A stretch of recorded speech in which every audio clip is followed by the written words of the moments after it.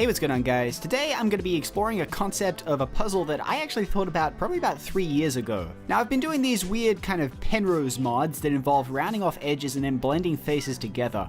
And I figured that since I had done both of these, they were basically the same kind of modification as one that I thought up a long time ago. But the idea that I wanted to try out was to make a teardrop shaped puzzle that had just 3 colors. One on the top and bottom, and then one that would wrap the whole way around. Now, before I get started, I'll make it clear right now that this is the last of the Penrose kind of modifications that I'll be doing in this series. They're getting a little repetitive and they're not really much of a challenge, but I have learned quite a lot, and so I wanted to do just one more to solidify everything that I've learned. So with this puzzle, it wasn't going to be anything out of the ordinary. I took all the center caps out and then I tightened up the puzzle so that it wouldn't turn. Nothing was turning, so it was looking pretty nice. I took it over to my bandsaw, which was already tilted to 45 degrees because that's kind of where I like to keep it now, and then I proceeded to cut the 3 edges off. Now, I figured that since I was going to be rounding these edges off, that I could just cut a 4th dummy edge off and then turn the puzzle similar to a barrel, and then I would just replace one of the edges with a regular edge after I'd finished doing all of that. But I decided that I had been learning how to make rounded off edges without using the barreled method, and I think it's something that I really want to learn how to do a little more frequently. So I decided to keep this edge in place to challenge myself a little bit and teach myself something that I didn't already know. But anyways, after the puzzle was cut and everything was looking nice, I cleaned up all the pieces, getting them ready for filling. I filled all the pieces with epoxy sculpt, and I also stuffed the inside of the pieces with tissue paper just to make sure I wasn't wasting any material.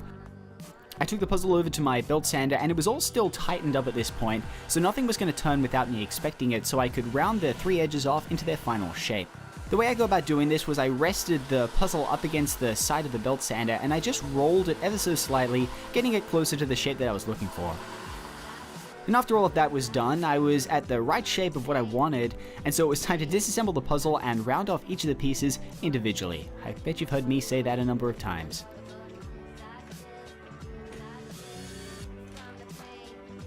I got my nail file out and I knocked off all of the sharp edges, and I also made short work of any small ridges or bumps on the surface of the pieces. And after that was all looking good, I got the Scotch-Brite out and I rubbed each of the pieces down just to make them nice and smooth. I reassembled and painted the puzzle. It was all looking nice, and so I sticked it up, and here it is. The teardrop cube, or whatever it is complete. Now, I have to be completely honest that I envisioned something a lot more interesting in my head than what I have here. You can see this puzzle has only 3 colors. I threw the white and the blue on as per usual, and I've got the orange on there as well. It looks really nice, although I have to be honest, that blue wrapping around the entire puzzle is a lot more underwhelming than I was expecting.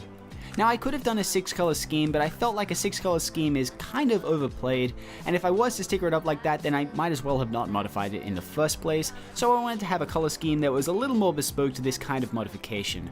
Although that being said, I really do think that I need to think of a better color scheme for this puzzle, which is why I'm going to re-sticker it later, and hey, I might even show it again in another video.